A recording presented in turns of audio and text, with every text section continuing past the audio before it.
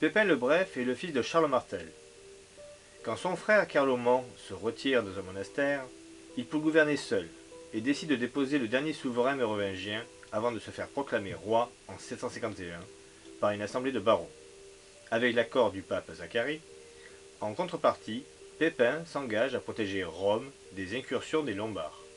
Quand il meurt en 768, il laisse à ses fils Charles et Carloman un royaume solide.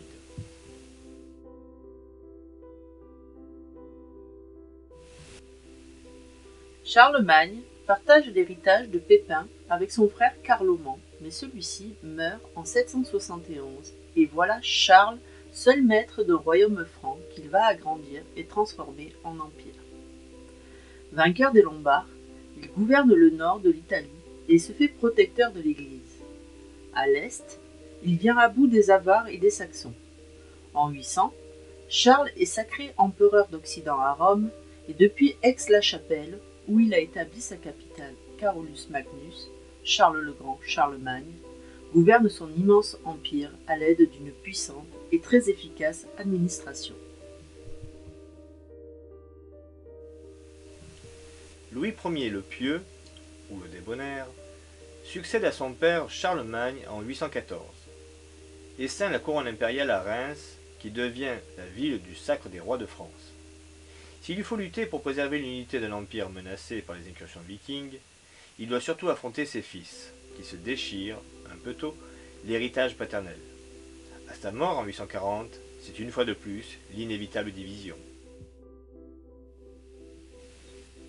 Charles II le Chauve est l'un des trois fils de Louis le Pieux. Il s'allie avec son frère Louis le Germanique pour combattre le troisième frère Lothaire, qui est battu en 841 à Fontenoy en Puisée.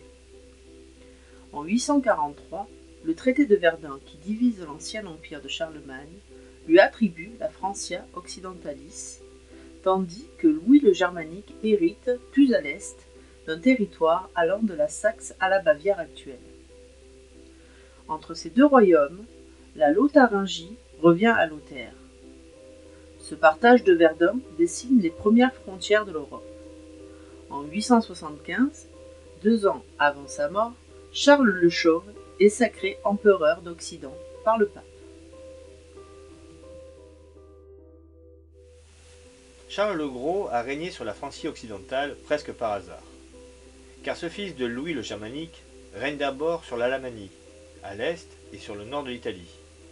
Mais les grands barons carolingiens cherchent un souverain capable de faire face aux dangereuses incursions des Normands. Ils choisissent donc, en 884, de confier le pouvoir à Charles le Gros, qui a été sacré empereur d'Occident, 3 ans plus tôt. Mais Charles, incapable de repousser les Vikings, sera destitué par les barons en 887. Eudes n'est pas un prince carolingien. Il appartient à la famille des Robertiens et devient vers 882 comte de Paris.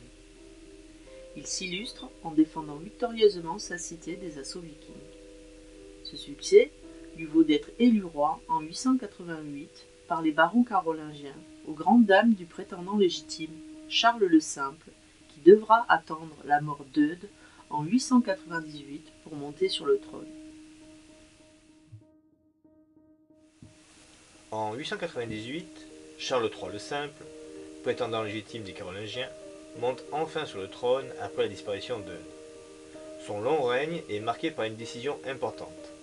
En 911, Charles le Simple signe avec le chef viking Rollon le traité de Saint-Clair-sur-Epte, qui accorde aux hommes du Nord, les Normands, un vaste territoire qui deviendra le duché de Normandie. Ce faisant, il met presque un terme aux incursions vikings. Contesté par les barons, Charles est destitué en 922 et ne parvient pas à reconquérir sa couronne. Raoul est duc de Bourgogne quand il devient roi des Francs en 923. Son règne de 13 ans, jusqu'à sa mort en 936, n'est qu'une longue suite de batailles pour repousser de nouvelles menaces vikings et surtout les raids menés par des Hongrois qui pénètrent en Champagne et en Bourgogne. Raoul doit également contenir les prétentions de puissants vassaux comme le Normand Guillaume Longue-Épée et encore Herbert de Vermandois.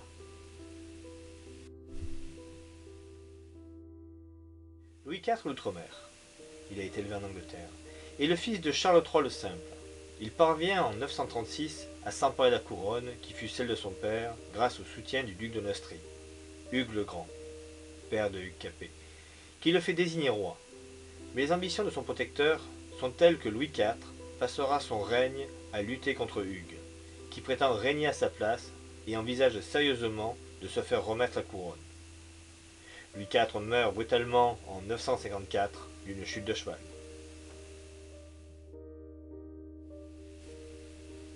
Lothaire, fils de Louis IV d'Outremer, n'a que 13 ans quand il monte sur le trône en 954. Il est alors sous la coupe de Hugues le Grand qui conforte sa propre puissance en recevant les duchés d'Aquitaine et de Bourgogne, devenant ainsi un vassal plus puissant que son suzerain. La grande affaire de Lothaire, c'est son espoir de s'emparer d'une partie de la Lotharingie, ce qui entraînera une longue guerre contre l'empereur germanique. Lothaire meurt en 986. C'est bientôt la fin de la dynastie des Carolingiens.